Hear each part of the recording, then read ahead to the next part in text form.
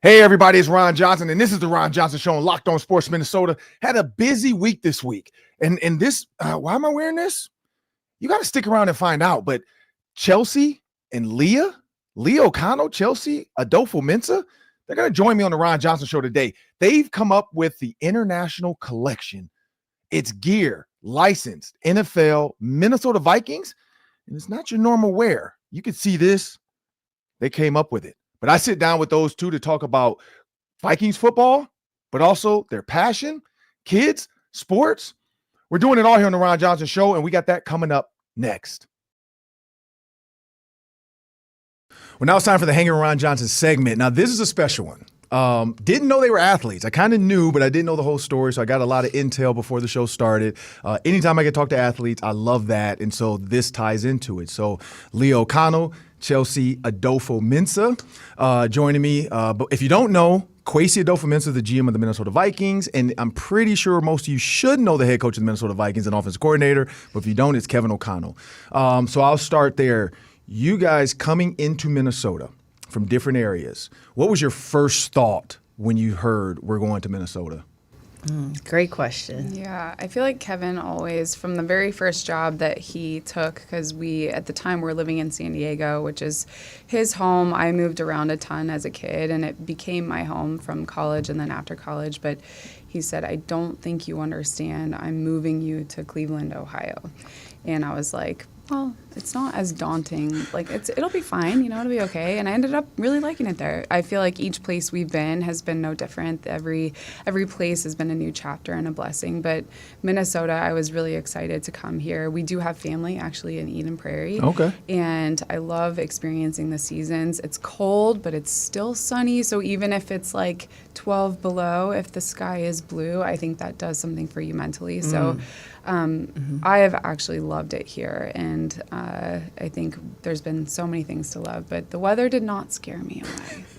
I had to laugh at the comment of Cleveland, Ohio. You've been there. Yeah, so where was I? So, yeah, as someone who's born in Honolulu, grew up in California, swimmer, surfer, when Kwesi got the job to be the VP of Ops, work with Andrew Berry with the Cleveland Browns, that was a huge life move of California girl going to Cleveland. All my best girlfriends were like, oh, wow, you must really love this man, you going to Ohio. And it ended up being a transformational time for our family. And, you look back and you're like, oh, wow, that did feel pretty different, but grateful. And then when Minnesota came around, I was like, so just trying to understand this. So where we're going is the one colder place in Ohio. And, the moment that we touched down, I think there's this international feel with Minneapolis Airport that I just, honestly, it felt a lot like London Heathrow. Okay. And you saw all these different cultures, these people, and I just felt very at peace just the moment that we touched down. And then ever since then, Leah and I talk about getting to know families in the Twin Cities, getting to know different cultures, the restaurants, the food.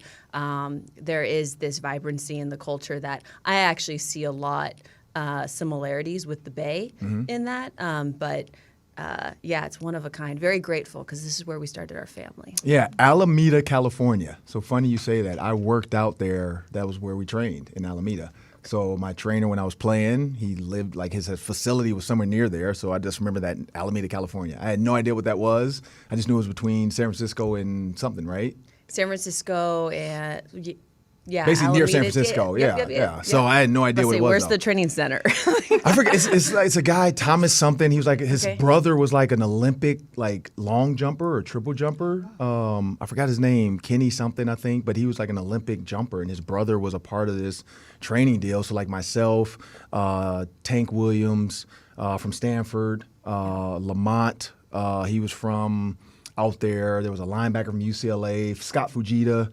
So it was a lot of West Coast guys. So I just got thrown in. Yeah, my agent was from California, Octagon Sports.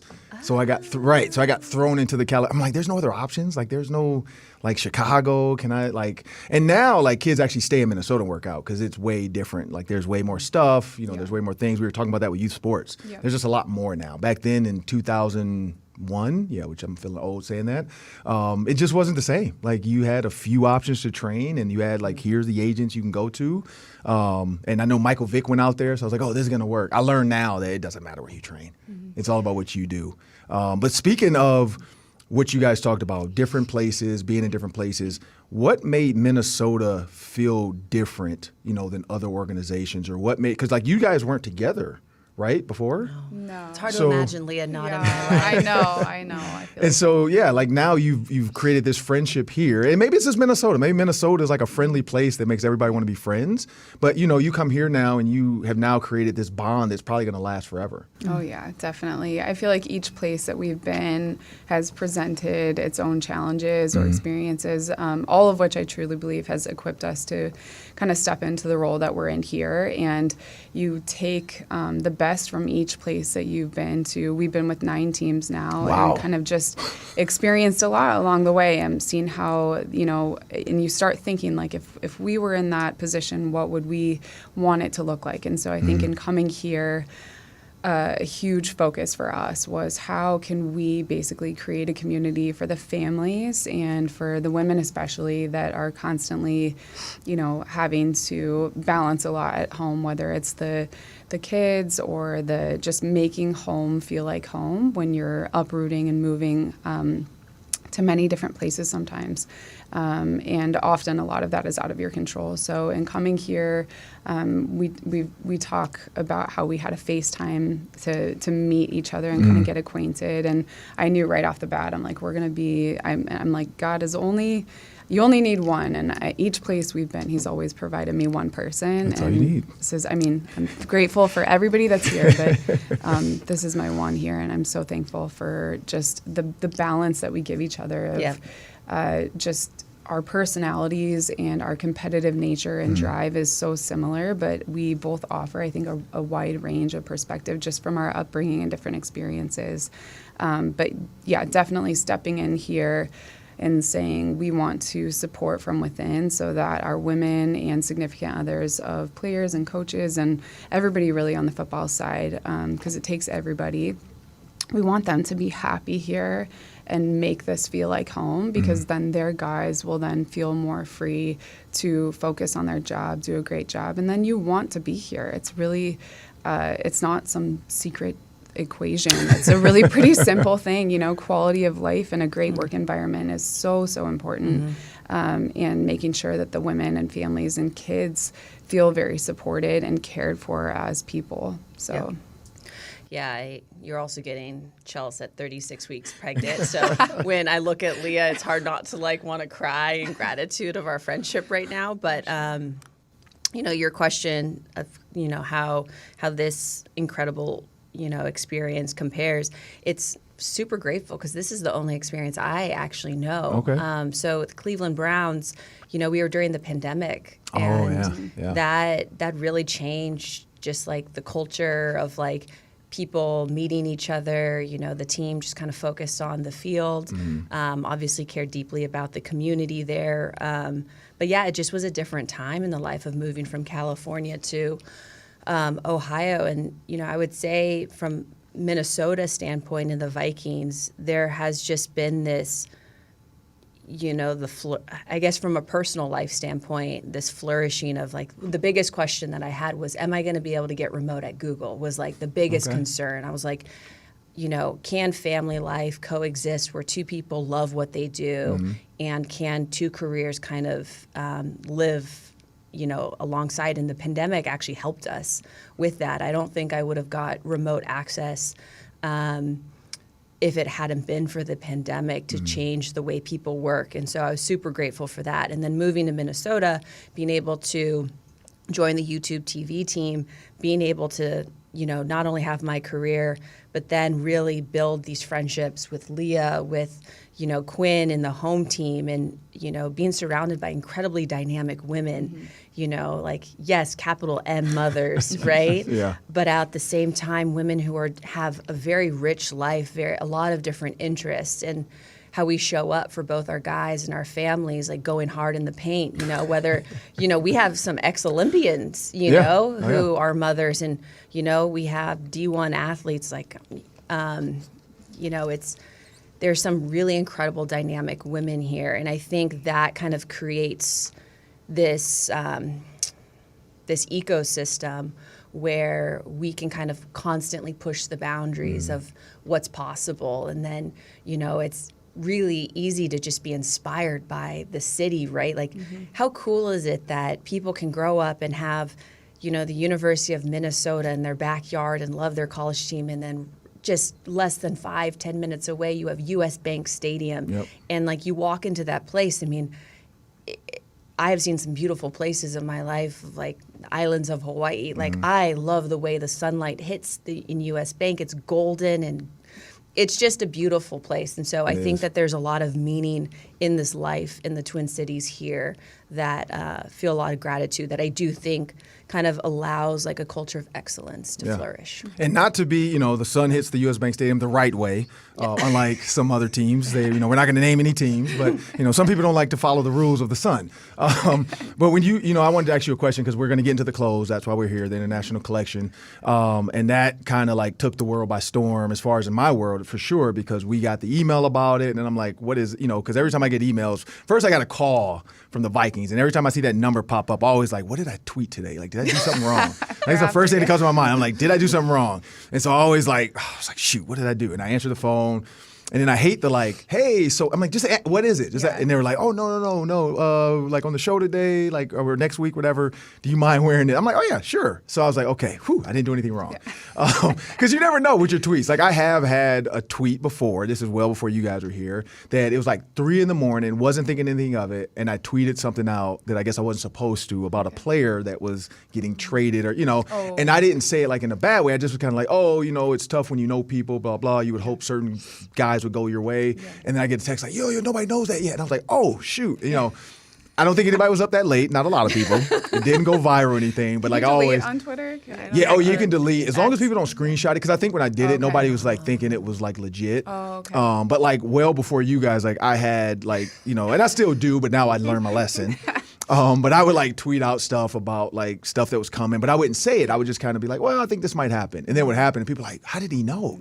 Yeah. And I'm like, you really don't know that? How did I know? Like, like, come on. Yeah. Like Rick Spielman's like standing right there. Like he's like literally telling me. Or like when Harrison Smith, I forgot it was Lester Bagley kind of told me like, hey, Harrison Smith, the owners are going to come down, the Wilfs are going to come down and be on the sideline, and they're going to hold hands with the players. And so I just mentioned it on TV, like, oh, I think the Wilfs are going to come down, because I know some owners are like shying away from this topic. And then of course people were like on like after the during the pregame show, when that stuff happens, people, oh, what the Wilfs, and and they're like, how do you know? And I'm like, really? Yeah. Like I'm not Nostradamus. But I'm like, if you guys want to think it, so people start tweeting that. Like, oh, he just knows stuff. Like no, I don't. I know nothing. Like people tell me stuff. If you say I can say it, I'll say it. Yeah. If I don't, I won't say it. But Kwesi, dressing games, right? So every game we all see each other. We talk about suits or shoes or Jordans or whatever.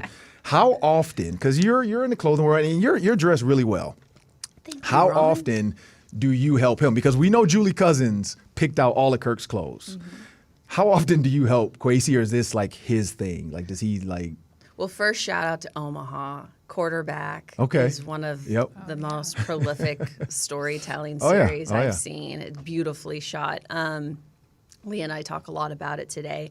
There's just so many rich storytelling opportunities in the TV ecosystem. So first, I just love seeing the 360 view, right, on how these families work. I think that's beautiful in terms of like just being able to dress. I mean, you have these guys that are like locked in on the field, right? Like any edge of time savings they can have. It makes total sense that, the wife is going to come in and like, let me help you type of thing.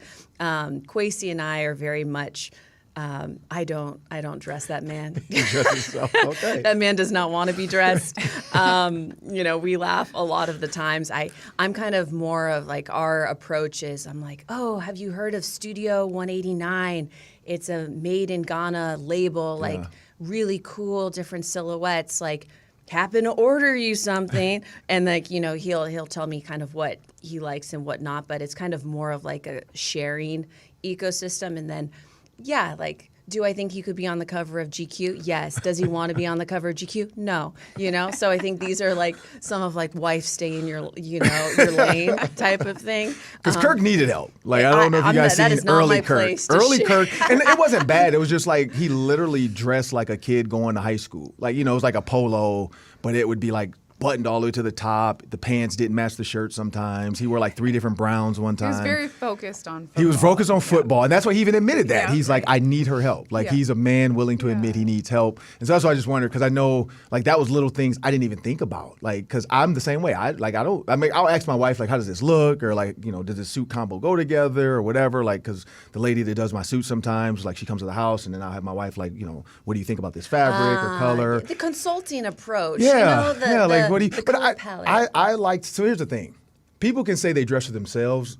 I will never lie. I want to look good for my wife. Like, I want to look, and before my wife, I wanted to dress for women. I'm not dressing for myself. Like, if it was for me, my wife would tell you, like, my daughter joked about it yesterday. He wears gray t-shirts and sweatshirts and sweatpants every day. And I'm like, okay, maybe I do, but so what? But if I'm going to the stadium, if I'm going to be on TV, I'm like, like, I will wear a suit. And then, 6 months out the year, I'm in sweats. And that's why I just always wondered, like, because, you never really know. I know for Coach, it's like, hey, I got to wear a quarter zip today. I'm wearing pants, But, for Kwesi, it's like, because PJ Fleck actually, he's similar. Like, Heather picks out his stuff, but only because he wears a suit. On the sidelines, he'll wear the tie, he'll wear the quarter zip. Because I forgot who his coaching tree is, so we got it from him. Every coach just kind of has the way they dress, where they got it from somebody. But getting into the collection. So talking about the international collection, for those that don't know, it was a partnership between Leah and Chelsea. And this is Ron Johnson with Leah O'Connell and Chelsea Adofo-Mensah. Where did this come from? Like, how did this come about? Because I'm a big social media guy, so I've seen the Christian Hughes check and how her story kind of came out of nowhere, where she was just doing stuff for her. Then Taylor Swift wanted something. Then Taylor Lautner wanted something. Then Taylor Lautner's wife, which they're both named Taylor Lautner, which is weird. But they both wanted something, and it just grew. And by the way, I think Deebo Samuels needs to throw those shorts away that he wore the other night. That does not go with patent leather shoes. The shorts are fine. But the leather jacket with the shorts and then those patent leather shoes with those shorts, like, it's almost like he took 4 different outfits and said, I'm going to do it because I know I'm going to go viral. Like, he's like in that, I think he feels like that. Like, because a lot of guys try to say receivers, we're divas and we're this and that. We are. Like, I'm not afraid to admit it. We're divas. We're emotional. We tweet our feelings out. Like, it is what it is. This is how God created a receiver. Like, we are very emotional. Our emotions are tied into sports. And so I know for Deebo, he's like, look, I know I'm gonna go viral with this. So y'all gonna eat this up or get out my face.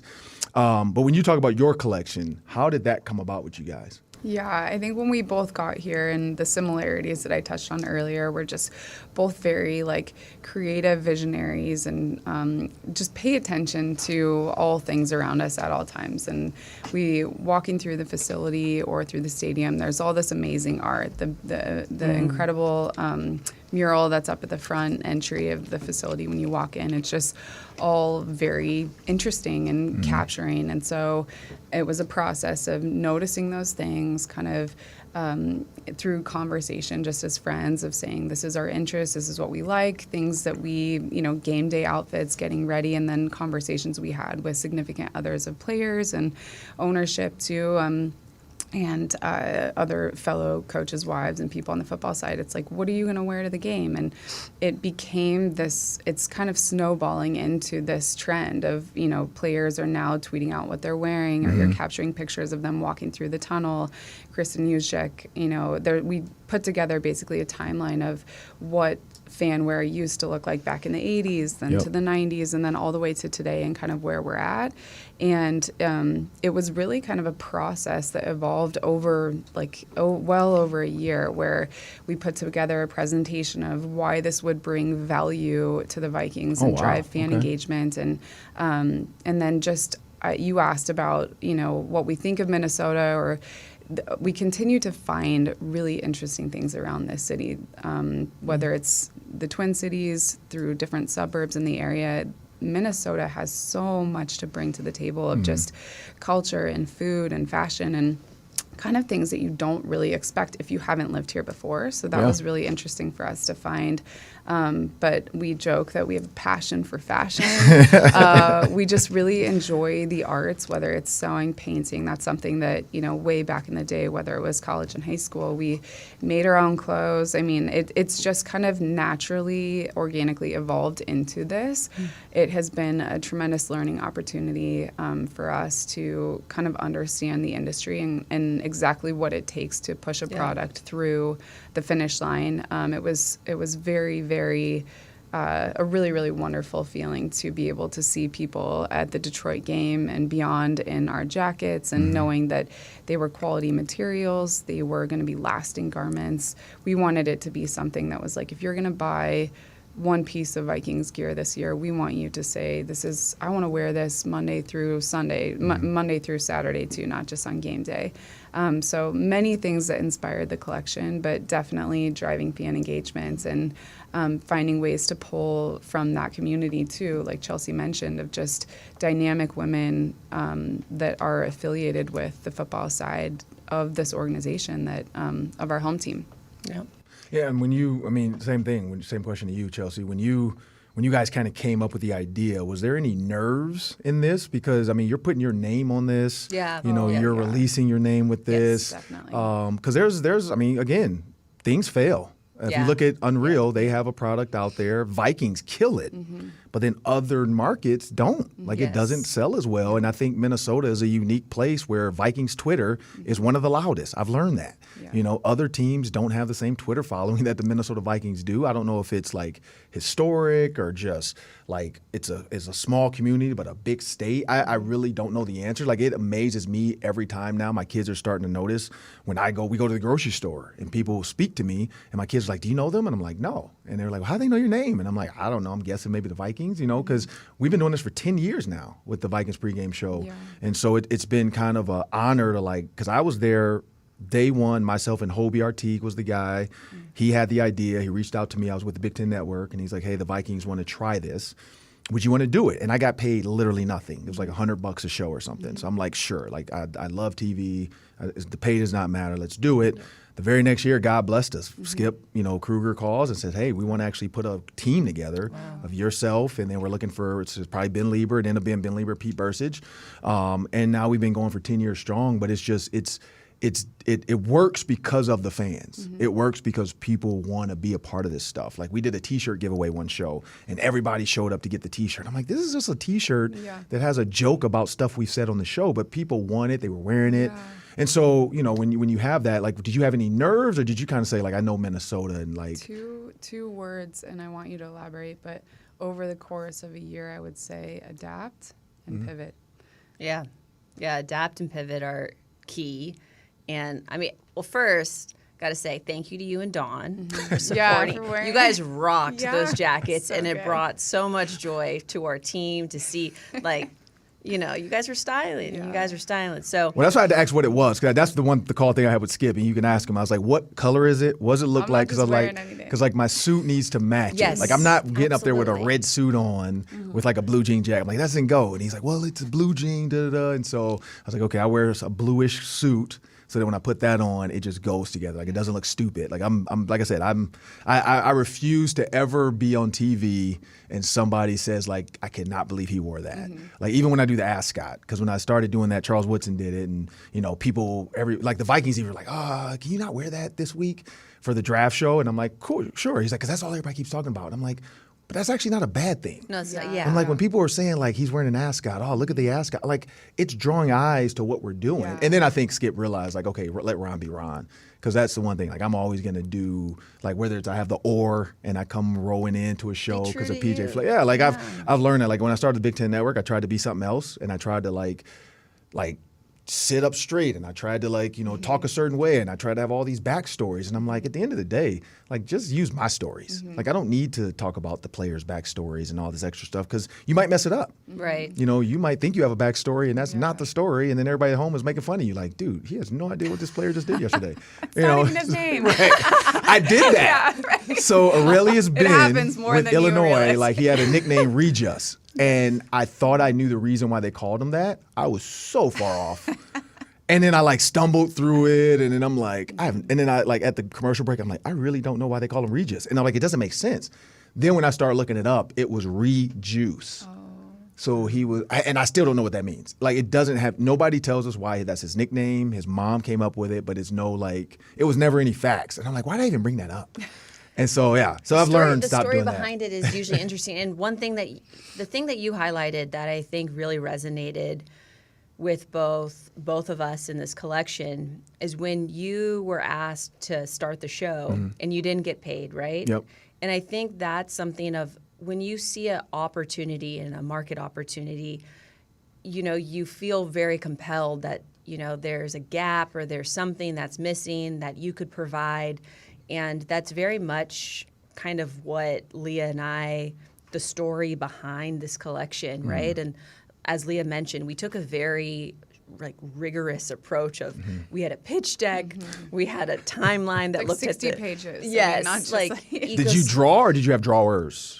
Well, Did you sketch? for the pitch deck from a business pitch perspective. Okay. We looked at the market opportunity for, this collection. We Got it. did, Okay. Market research and the types of silhouettes that, Okay. the Twin Cities, having weather be such a big factor here. And, it's evident, right, that the 32 teams, weather is such a huge factor. Yep. Silhouettes, something that lands with the Dallas Cowboys fan base might not land with the Minnesota Correct. Vikings fan base. And so just being able to sit in that nice complexity was something that Leah and I really wanted to embrace from the start. And then as Leah highlighted, just learning about how these partnerships run, right? And you can't really just be an independent creative and then just work with all teams. You have to have these partnerships, and the partnerships have really created a lot of options for fans. And what I think you're seeing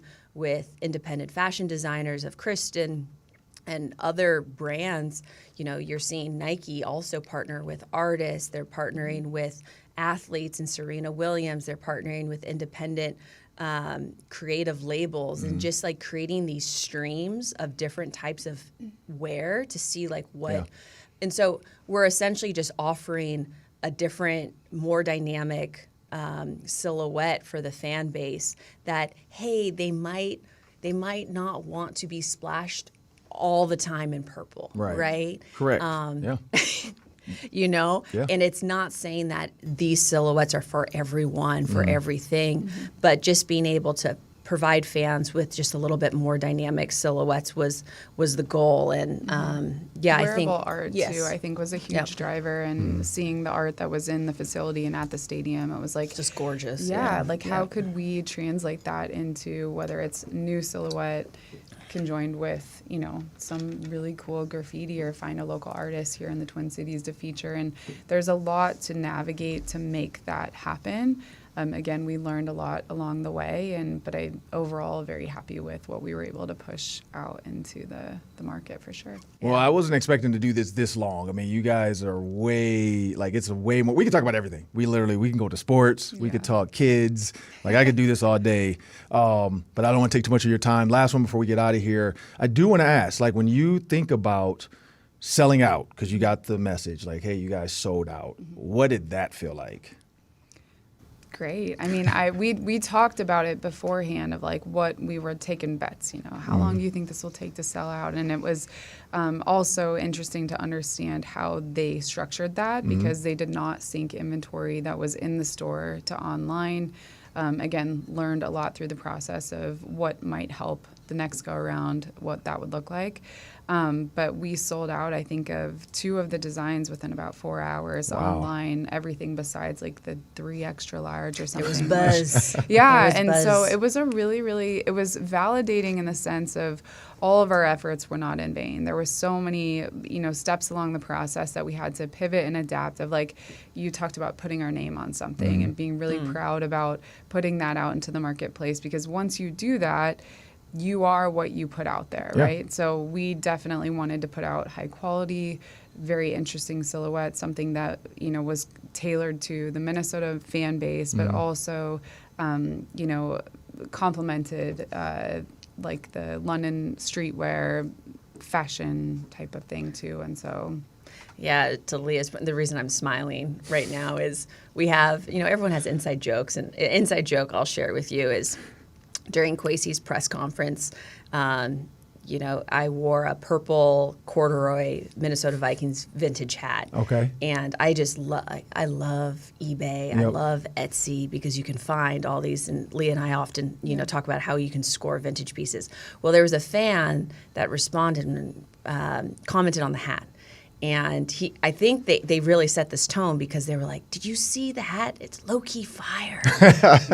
And so when Leah and I talk about, the silhouettes, this aspect of low-key fire, like if you know, and like it's like you see this, denim jacket, this workwear jacket go by you, and you're like, "Oh, is that the Norseman on it?" Yeah. And then you see the back, and you're like, "Wait, is that is that a football field that's Right. embroidered on the Oh, back?" yeah. And so it kind of it creates that kind of the head turn moment. But yeah, the low-key fire was one of the And when it's driving- sold out, Yep. you now have to buy it on eBay, because if you want it, there's no other way to get it. So creating buzz that way too, of it's an exclusive piece. You could buy it online. They held some inventory for like in-stadium experience too, because if you're going to one game throughout the whole season, you want to go in and find something super special. And it was really cool to get to give our fan base that. And a segue, I would say, into talking about this community that has been cultivated here within the home team that is run by Quinn, is being able to deliver this collection. One of the really interesting things is, we had, the players reach out of like, "Hey, can you outfit the entire D line in this jacket?" And so that was an unexpected twist that I think when you think through, kind of how this collection came to be, one of the things we actually haven't talked about yet, which is one of the coolest aspects of, kind of reflects all the great work that Quinn has been doing with the home team, is creating this flywheel with the home team of women who have their own brands. Whitney Reisner is a jewelry designer, right? We were able to feature her jewelry within the collection.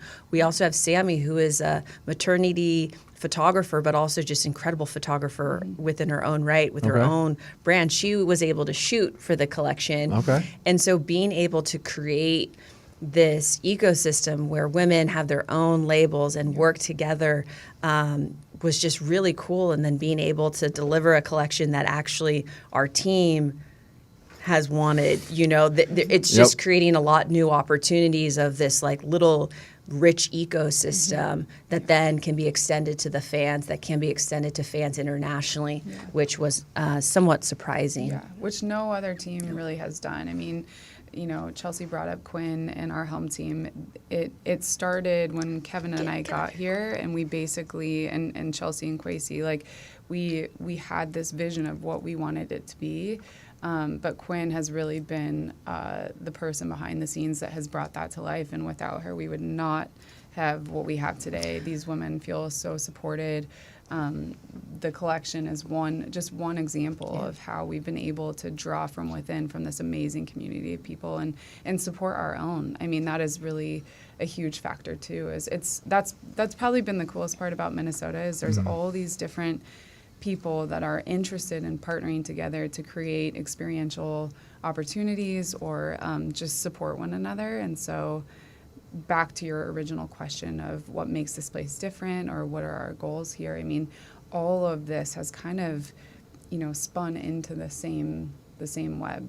Well, you've heard them mention the name a couple of times, so Quinn Adams is going to join us on the Ron Johnson Show. We have a couple questions for her about her role, but there's a lot of things going on within the Minnesota Vikings organization that you don't get to see. I know in-stadium stuff. I've actually been put on a list to be somebody's potential pickup for their kid because they knew I would be paying attention to the game. And hey, do you mind if we add you to the list of like uncle? So I was like, sure, if I need to go down there and grab your kid for you, feel free to use me as an emergency contact. Thank goodness I've never had to do it because I have not changed a diaper in years. But yeah, that is fun. But yeah, we got Quinn Adams coming up next. So as I mentioned, we're going to have Quinn Adams join us. Now married, though. So how do you pronounce your married name? Because it's a tough one. Gjersvig. Gjersvig. So that's not tough. That was good. It doesn't look like that, though. No, it doesn't. GJ. Okay, because that, like, it reminds me of, like, a lot of hockey guys. Yeah. Because they have so many consonants and not enough vowels, and they find a name out of that. So Gjersvig. Gjersvig, So Norwegian. Quinn Gjersvig. So funny, my 10-year-old's name is Quinn. Oh. So, yeah, and my wife picked that one. 7-year-old Quinn. See? And so I didn't like the name Quinn at first because of the TV show Scandal. I don't know if you ever watched that. I have not watched it. So watch it. It's great. But Quinn was basically a hired hit woman. So I was like, okay, this is a good way to start our kid off. You got a hired hit woman? I got a hired hit woman. But so when your name popped up right away, I'm like, you know what? It's a God thing. Name matches. Let's do it. And then as we were talking, I told you this ahead of time, you are responsible for a lot of the interactions within the facility with the families. And I look at the report cards. We bring it up on Fox and KFan Radio all the time. There's some teams out there that they don't have it. Like Devontae Adams has talked about it. I know Devondre Campbell from the Gophers with the Packers, and family was great, but then this side of the organization wasn't. Where the Vikings have gotten really good grades across the board, but when you come in, what do you do to kind of make sure that relationship with the families feels just as important as the players? Yeah, that's a great question. It starts right away. Thankfully, with our ownership, we are extremely lucky where they support our staff, they support our coaches, but they've really helped enlist me to support our families as well. So that is from day one, right up into free agency. I am the main contact for the partners and spouses of our players. When we bring them in, we get them adjusted to Minnesota, show them what a great place it is to live. For some people, it might not be the most desirable location, but really I help to hopefully make it a desirable place to live. So I work really closely with Kevin O'Connell, Kwesi Adofo-Mensah. They have our players and our staff covered, but they've allowed me to come in and create special opportunities for our families, whether that's getting them involved in the community by doing charitable efforts or connecting them with other women to really create a social network for them of support. We do a little bit of everything here at the Vikings, but I think the unique thing is it doesn't matter if you are on practice squad or the starting quarterback's wife. You are supported exactly the same way and have the same resources. Yeah, when you look at what you've done with this international collection with the clothing line, I know everybody knows your name with families. So don't say names. You don't have to say Steph Ham or anybody did anything. But where were some funny interactions where because I know people ask for stuff all the time. They see it, they hear about it, how do I get one? Has any of that popped up where it's I cannot believe I had to go through all this? Well, it's funny because the collection was launched on Friday at noon. So a lot of the spouses were calling the coaches because it sold out online. So I saw coaches running to the team store in Eagan to pick up stuff. And they were like, Quinn, what size do I get? Which one do I get? And then in them doing it, literally running because sizes were selling out, it made our players, the D-line that you mentioned, be like, what's that? What do they got there? So then they wanted the support as well. So it was so fun because it's also a unisex collection. Yep. So it's not just for women, it's for our coaches, it's for our players. I think they have a plan on Monday Night Football to wear some of the jackets, so be on the lookout. Okay. But it was so fun to see bomber jacket. Bomber jacket. I would take the was it a starter jacket or which one? Starter jacket. So the starter jacket was awesome. awesome. Yeah. That was low-key fire. That was high-key fire. That was high-key fire because it took me back to when I was a kid because I remember the starter jackets. So I was like, yeah, that looks nice. Like, for sure Monday Night Football would wear that. Just saying, just throwing it out there. Just, I actually have one for you. Just- Not even kidding. just dropping a penny in a water bottle, making a wish. Extra large. Noted. But when you see the NFLPA come out with these grades, Yep. how like much of a pat on the back or like internal, like, because a lot of times like you don't get the credit, and I'm going to make sure to give you credit next time because they give us these report cards all the time and we talk about it. I can't so with the Vikings, I know what I can and can't say about other teams. On Fox, I can say whatever I want about other teams. Like that was a thing when I said, and I'm from Detroit, so this is out of love. I know a lot of the players, but on TV. I said, and this is way back before Dan Campbell was there, I said, man, the Lions really suck right now. And then somebody tweeted that, like, I can't believe they put that over US Bank Stadiums, like, because it was like over the Jumbotron and on the thing, and they put that up there. And I also retweeted, like, yeah, I can say that because they actually suck. Like, I hope they get a new coach. And they did. They got Dan Campbell, and I'm from Detroit, so I love that they're doing better, except when they play the Vikings. But when you see that, do you like pat yourself on the back? Does your husband give you a back rub? Do you or are you just like, you know what, it's part of my job? Well, I think it's definitely not my score alone. We have Leah and Chelsea in here as well, and Kevin and Kwesi. There's so many people in our building, even down to the game day staff, how they treat our families. It's really a collective effort, but I think what we do well is it really gives a competitive advantage for us. Every single player that we brought in for free agency said, I'm so excited for my family to be supported as well. And that's something that I am so passionate about, and I can talk all day about the importance behind it because, as Leah and Chelsea mentioned, it really allows our players and our coaches to focus on football and for them to know that their families are well taken care of in this environment. So for me, that is where my passion lies, and it's knowing that they're well taken care of.